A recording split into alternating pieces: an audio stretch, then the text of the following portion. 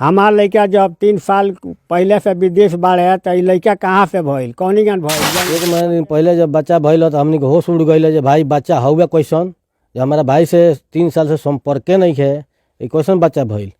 1.5 महीना 22 के भइल 1 महीना मान के चल 1 महीना पहले रोरा पतो का लड़का भइल लड़का भइल और बेटा 3 साल से विदेश रहता विदेश से रहता रहे तो हमनी के का जानकारी है? पैसा जौन विदेशवा भइला से एजेंटवा ओकर कुछ पैसा बाकी रहल हाँ तो उहे वसूली करे घरे आवत रहल। हाँ वही नैहरवा जाके ओकरा सब बतियाई है बोली है। अच्छा वही वसूली करे खातिर जात रहे। हाँ। अच्छा तो वही वसूली में संपर्क होकर ओरा पतो हाँ वही से संपर्क हो गई वही संगे अपन रहे लगल जौन अर्जेंट भेजल तौने अर्जेंट के संगे उ बिया आ ओकरे संगे उहे फंसा के रखले बा ओकरे लड़का मान लीजिए पूछाई प्रशासन पकड़ी तब नहीं जाके पता लगे जे लड़का के अगर पूछताछ करी जबकि हम कि SP साहब की हैं रजिस्ट्री कैले रहनी ओकर कौनो था घूमतिया उहे रखले बा ओकरे उ लड़का ह एजेंटवा जौन भेजले बा ओकरे लड़का हवे। लड़का मान ली कि भाई के 3 साल से संपर्के नहीं है तो लड़का कहाँ से हो गई। और ओरा भाई के 3 साल से पत्नी से संपर्क नहीं ना विदेश में बाड़े जी सर। ई लड़का भइल कैसे भइल कैसे और ओरा भवे से वो एजेंट के संपर्क केंगा भइल। अब सर इतना तो मालूम नहीं है लेकिन केंगा भइल मान ली कि अब एजेंट ही करत रहल भाई के हमारा भेजलस ओकरा बाप के भी भेजलस लड़की। अच्छा और ओरा भवे के बाप के भी उहे एजेंट विदेश भेजले बा। जी सर। और ओरा भाई के भी उहे एजेंट विदेश भेजले। अब बताएं कि अब पतो के रखे बा पतो रहा और रही तो उनका रखे ना हमनी के ना रखे जाओ ना रखे ना हमनी के बच्चा हो गए तब पहले संपर्क रह जे बच्चा नहीं खे तो हमनी के लिया के रखे जा मगर अब तो लड़का हो गई सामने आ गई पत्नी के रुआ ना रखे अपना साथ है ना ना हम क्या करा के जाएंगे वेन बताइए कि कहाँ से लिया बड़ी मान ली 3 साल के बाद गई कौन 4-5 महीना घर नहीं तो 5 महीना में लड़का ना हो जाएगी। हाँ अच्छा 1 महीना पहले जौन बच्चा भइल ओकर जानकारी रहुआ कब भइल ये जानकारी है जहाँ मनी है तो ये कर मालूम चल रहा है। अच्छा ये घड़ी 10 दिन 15 दिन पहले जानकारी भइल कि रौरा पत्नी के देह से बच्चा भइल बा। हाँ एकरा पहले रहुआ कोनो जानकारी ना रहल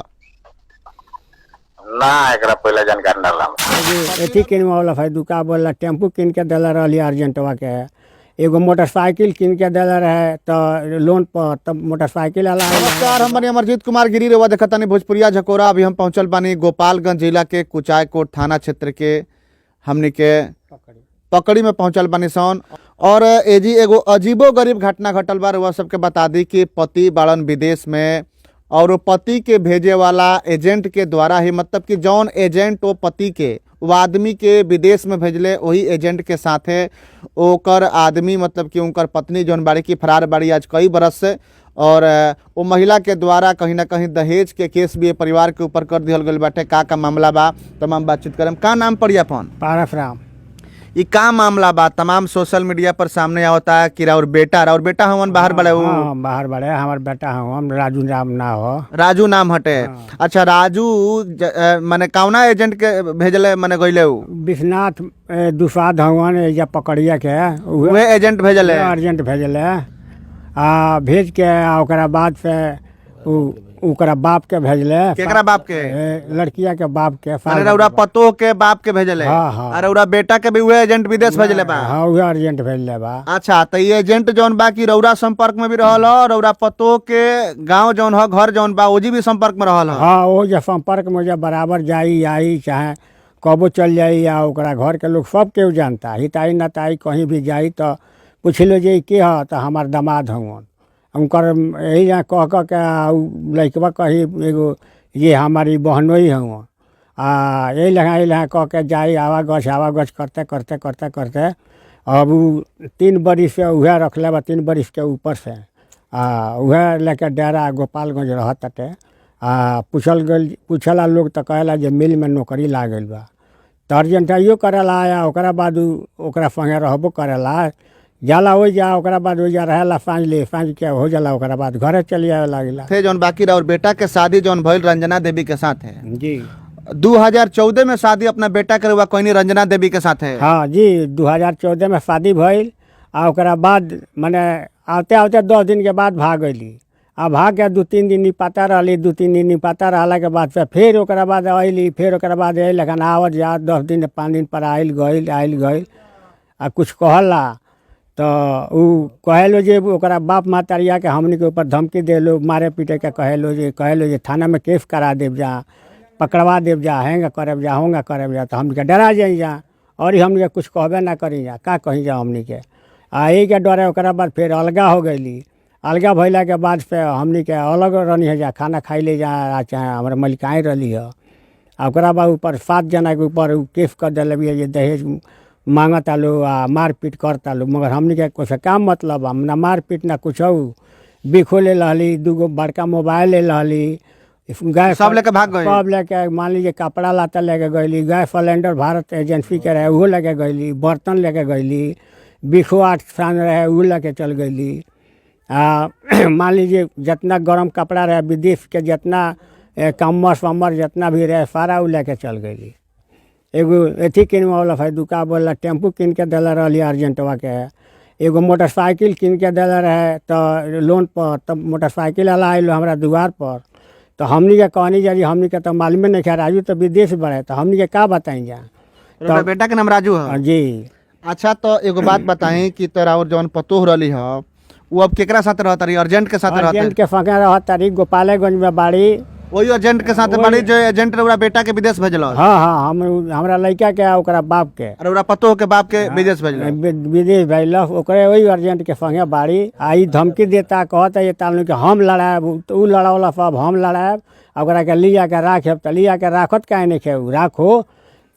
हमार लड़का जब 3 साल पहले से विदेश बाढ़े तो ये लड़का कहाँ से भइल, कौनीगन भइल, जौन के चलते ही 3 साल से और बेटा विदेश बाढ़े? जी 3 साल से 3 साल महीना अच्छा, में। तो 3 साल से और बेटा विदेश बाढ़े तो ई रउरा पतोह के लड़का कब भइल है? ये भइल बा 2022 आ 22 तारीख के 12वां महीना में। अच्छा, दिसंबर में? दिसंबर में जौन बीतल है। माने कि अभी हमरा बुझाता कि 2 महीना पहले रउरा पतोह के लड़का भइल? हाँ, 2 महीना कहाँ भइल अबे। तो मान लीजिए 22 1.5 महीना, 1.5 महीना। 22 के भइल 1 महीना मान के चलिए। 1 महीना पहले रउरा पतोह के लड़का भइल? लड़का भइल और बेटा 3 साल से विदेश रहता? विदेश रहता रहे। तो हमनी के का जानतन जे कौनिया का अथी भइल बा। ओकरा मान लीजिए हर तरह के धमकी देता अर्जेंटवा, कहता जे हैंगा ना हैंगा। जौन अर्जेंट भेजल तौने अर्जेंट के संगे बिया, ओकरे संगे उहे फंसा के रखले बा। ओकरे लड़का गोपालगंज में रखले बा। हमनिए के अथी चाल चलता। बेटा तो विदेश बढ़े, उ का जानता रहे एकरा विषय में। मान लीजिए कहल जाता तब उ जानता रहे। तो मान लीजिए पूछाई प्रशासन पकड़ी तब नहीं जाके पता लगे जे लड़का के अगर पूछताछ करी, जबकि हम कि SP साहब की हैं रजिस्ट्री कैले रहनी, ओकर कौनो था ना चलल जे का भइल। देखनी है जे अर्जेंटवा के संग है, उ अर्जेंटवा दुनू संगे गोपालगंज रहले हैं, कुचाय कोट रहले हैं। कबो कताइलो जे कोनवा भेटाई रहले हैं, कबो कहलो जे अथी सासा मुसाला कर रहले हैं। मतलब घूमत यार और पतो जन भी एजेंटवा के साथ घूमत या घूमे ले। हाँ, बराबर घूमे ले आ घूमत या उहे रखले बा। ओकरे उ लड़का ह, एजेंटवा जन भेजले बा ओकरे लड़का हवे। लड़का जौन रउरा पतो के देश से भइल बा उ एजेंटवा के लड़का ह? हाँ, हम ओकरा लड़का अर्जेंटवा के लड़का है, विश्वनाथ नाम है ओकर। ई राउर भाई हैं जे विदेश में रहनी? जी सर। राउर नाम का पड़ी? हमारा संजय राम नाम है। संजय जी। अच्छा, संजय जी राउर भाई के का नाम है? राजू राम। राजू जी। अच्छा, राजू जी तो विदेश बानी 3 साल से? जी सर। अच्छा, ई महिला जौन बिया एजेंट के साथ रहत यार वाल उनके ऊपर दहेज प्रथा के केस करती है, ये का मामला बा? ये मामला ये बा कि मान ली कि हम तो बाहर रहनी है, लेकिन नहीं है तो अभी माता जी के देहांत भइल, यही टेंशन में उनको देहांत भइल, समझ लीजिए ब्रेन हेमरेज हो गई, पैसा बहुत लागल। लेकिन जब अनी ऐसा तब पता चलल बाद में ही मातारी के मतलब मर गया के बाद पता लागल कि एक संगे रहती है लड़का भइल, तब पता लागल हमनी के कि लड़का भइल के कर भाई हमारा रहन माई के कजिया में काम करिए में रहन 1-1.5 महीना, फिर चल गए हमन ना। लेकिन अब पता लागल कि भाई लड़का हुए कैसन। जब लड़का भइल तब पता चला भाई लड़का कैसन है, कैसन लड़का हो, जब भाई विदेश में बाड़े? जी सर। तब इतना सब कोयला धोला के बाद मैंने पता लागल कि ई लड़का मान ली कि भाई के 3 साल से संपर्क नहीं है, तो लड़का कहाँ से हो गई? अरे भाई के 3 साल से पत्नी से संपर्क नहीं ना, विदेश में बाड़े? जी सर। ई लड़का भइल कैसे? भइल कैसे है ना, तो जैसे कि अभी बच्चा भइल पता लगल ई जौन एजेंट है वो उप सरपंच हुए। उप सरपंच एजेंट बा? जी सर। ये लेके भागल बा? जी सर, ये लेके भागल बा। भवे के? जी ना नैहर बाड़ी ना ससुरा बाड़ी, ई बाड़ी गोपालगंज में लेके उहे रूम रखले बाटे, कहाँ रखले बा हमनी के आता पता नहीं है। बहुत दिन से ही मतलब हम तो अलगा बानी, माई बाप के लेके अलगा नहीं है। एजेंटो अच्छा, रउरा भवे से वो एजेंट के संपर्क केंगा भाई? अब सर इतना तो मालूम नहीं है, लेकिन केंगा भइल मान ली कि अब एजेंट ही करत रहल, भाई के हमारा भेजलस, ओकरा बाप के भी भेजलस लड़की। अच्छा, रउरा भवे के बाप के भी उहे एजेंट विदेश भेजले बा? जी सर। और रउरा भाई के भी उहे एजेंट विदेश भेजले बा? जी सर। तो से कहीं ना कहीं और भवे ओकरा से संपर्क में रहली? जी जी, ओकरा घरे आवत जाते रहल, बराबर आवत जाते रहल, ओइसे संपर्क बा। वो एजेंट रखले बा? जी, हमनी के मान ली हमनी के तो बाहर रहे वाला कमाए वाला आदमी, 1 महीने पहले जब बच्चा भइल तो हमनी के होश उड़ गइल जे भाई बच्चा हउए कैसन, जो हमारा भाई से 3 साल से संपर्के नहीं है, ये कैसन बच्चा भइल है। तो आइल ना जब ओकरा के धरे जाओ तो का कह रहे जे भाग जाओ, आ जबकि ओकर वकील बड़े अथी का बोलेला खुटवनिया के जितेंद्र चौबे वकील हूँ। आ ओकरा बाद उ का कहले जे उधई के संगे भाग जा। आ जब यहाँ करते करते फिर एक बेर ओकरा के धैले तो का कहले जे उ जाके एक दरखास्त लिखवा दिल वकील साहब से। वकील साहब लिख के दे दिले जे जबरदस्ती ये लड़की के पकड़ तारे। फिर जज साहब के लगे गए तो अच्छा, जज के कॉलेज के जबरदस्ती लड़की के पकड़ता रहे? वकील साहब कहले अपने पत्नी के लगे इजाजत? हाँ जाफ तो उ कह और बेटा अपने मेहरारू को लगे इजाजत, तो उ कहे कि जबरदस्ती पकड़ता रहे? जबरदस्ती पकड़ा तारा लिख के दरखास्त दे दिले। ओकरा बाद ही जब जज साहब पूछले जे कहे कोई अथी दरखास्त देखले जज साहब तब पूछले जे ई कहले वकील साहब जे जबरदस्ती इनकर लड़का धैले रहे हैं। तो वो कहले जे नहीं तो उसका पति है ना, जब कौन पकड़ा था तो वो उसका आदमी, तो उसका पति है तो उसको पकड़ने का ले जाने का जब यहाँ कोर्ट में कहती है कि हम जाएंगे और बाहर निकल के भागने लगती है तो उसको तो हक है उसको ले जाने के लिए ना। बिल्कुल। मगर वो वैबे ना करे ना आइल। ओकरा बाद मान लीजिए भाग जाए यहाँ करते धरते एक बाद मान लीजिए वो हमने के हाई कोर्ट के थी जमा। अब बताएं कि अब पतो के रखे पतो रहा और तो उनका रखे ना हमने के ना रखे जाओ ना रखे ना हमने के बच्चा हो गए तब पहले परक रह बच्चा नहीं खे तो हमने के लिया के रखे जा। मगर अब तो लड़का हो गई सामने आ गई बटे 22 तारीख के भइल 22 दिसंबर के लड़का भइल बटे तो हमने के काहे के रखे जाओ। मान लीजिए अब 1 महीना होइए गई तो हमने के अब ओकरा के कैसे रखे जा। अच्छा, एक और बात पता चलता कि विदेश जोन एजेंट भेजल जौना के साथे और पतो हो गइल बड़ी रहत तारी आ ओकरे देश से रुआ कहतन के बच्चा भइल बा, वो एजेंट के पैसा भी बाकी रहल ना बाकी रहे तो दिया गल वही बेरा उहे रखले पैसा जोन बाकी रहे वसूली करे खातिर घरे आवत होइया नु मांगे खातिर ना तो आई आवत होइया नु? हाँ कबो कल आवत रहन। हाँ आवत रहले तो ऐसा नहीं के हो सकत कि पैसा वसूली करे खातिर घरे आवत होइया, वही चक्कर में रउरा भवे के जोन बात उनके फंसा लेले? हाँ वही चक्कर में तेजू ना वही जाए कहत हमन। अच्छा, मतलब पैसा जोन विदेशवा भेजला से एजेंटवा ओकर कुछ पैसा बाकी रहल? हाँ तो वे वसूली करे घरे आवत रहल? हाँ वही नैहरवा जाके ओकरा सब बतियाई हैं बोली हैं। अच्छा, वही वसूली करे खातिर जात रहे? हाँ। अच्छा, तो वही वसूली में संपर्क हो गए पतो? हाँ वही से संपर्क हो गई वही संगे अपन रहे लगले। अब कहता रहे जे उसका हमार का केहू बिगाड़ी उसका जहाँ जाओ लो तहाँ अथी कर लो हमनी के हमार केहू बिगाड़ नहीं खे सकता का हमार कल लो। बोलता नहीं जी राजू जी बोलता नहीं। जी राजू जी, ये तो रउरा कितना दिन से विदेश बानी? अभी 3 साल से? जी अच्छा, 3 साल से विदेश बानी। हाँ, अभी 3 साल से। दिसंबर में रउरा पत्नी के बच्चा भइल बा, का जानकारी बा रउआ के? हमरो को तो ये ओजिए से जानकारी भइल, ससुराल के लोग से हो जाए, गांव में के लोग से बताओ। अच्छा, राउर पत्नी प्रेग्नेंट रहली है कि ना रहली है एकर कोनो जानकारी रउआ ना रहल? ना हमरा ओकरा बोला जानकारी ना रहला चाहिए।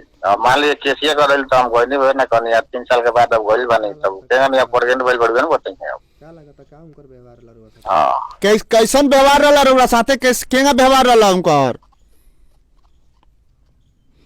अरे हरदम वो जगह रहे वो उनके यहाँ अपना घर रहते रही हरदम अपना नहीं हर? हाँ, लेकिन जाएंगे 10 दिन रहेंगे, 10 दिन के बाद फिर चल जाएंगे। आरोप लागता कि जौन एजेंट रउआ के विदेश भेजले बा और रउरा ससुर के जौन एजेंट विदेश भेजले बा उहे एजेंट जौन बा तौन के रउरा पत्नी के लेके फरार बा, जानकारी बा एकर? हाँ ये तो जगह के लोग तो ये कहता है। रउआ का लगता? ये बात सही बाटे, लागत पहुंच हमू घरे घर नहीं तो मालूम चलल हटे बात सही बात है उनके संग रहता रही वे लगा फरार बड़े अब राउर पत्नी कहीं रहुआ साथे रहे के तरह राखे पत्नी के अब क्या रखे हम पहले केस को ले तो 16 हो जाए तो राखी लेती तो अब क्या रख ले हम अब डिलीवरी हो गई तो क्या पत्नी के रहुआ ना रखे अपना साथे ना ना हम क्या रखे जाएंगे वे बताइए कहाँ से लिया पड़ी मान ली 3 साल के बाद गई को नहीं 4-5 महीना घर नहीं तो 5 महीने में लड़का ना हो जाएगी हाँ हाँ रौरा का संदेह बा 5 महीना लड़का थोड़े हो जाएगी मतलब रौरा का संदेह बा अपना पत्नी के ऊपर वो है कि गलत बड़ी गलती कुली काम बटे मान ली कि लड़का के घर अड़वन बटी माने कि अगर उन्हीं के संग रहता रही वो लगा फरार बड़े उन्हीं के पर है ना गलत बाड़ी तो एकदम गलती है ना बात बटे अगर वो माफी मांगस कहस कि ठीक बा सर हम बात के मिटा के रहुआ साथे रहे हम तो रखे आखिरी सवाल ना हम नहीं रख सकत ना रखे उनका के जी ना ऐसा लोग रहे अच्छा 1 महीना पहले जौन बच्चा भइल ओकर जानकारी रहुआ कब भइल ये जानकारी है जहाँ मनी है तो ये कर मालूम चल रहा है अच्छा ये घड़ी 10 दिन 15 दिन पहले जानकारी भइल कि रौरा पत्नी के देह से बच्चा भइल बा हाँ एकरा पहले रहुआ कोनो जानकारी ना रहल ना एक पहले जानकारी ना हमरा पत्नी राउर कहाँ रहत रही अभी कुछ जानकारी बा ये जा गोपालगंज तो सुनत नहीं जो जगह नहीं सोच रही तो सुनी गोपालगंज ले लेकर रखले बड़े अच्छा वो एजेंट गोपालगंज में रूम भाड़ा लेके बाड़ी वो एजेंट जौन रहुआ के विदेश भेजल उनके साथ है हाँ विश्वनाथ नाम हटे उनको वे रखले बड़े अच्छा वो रहुआ पत्नी के रखले बा ना हाँ अच्छा हाँ वे रखले बड़े अच्छा लो बाबू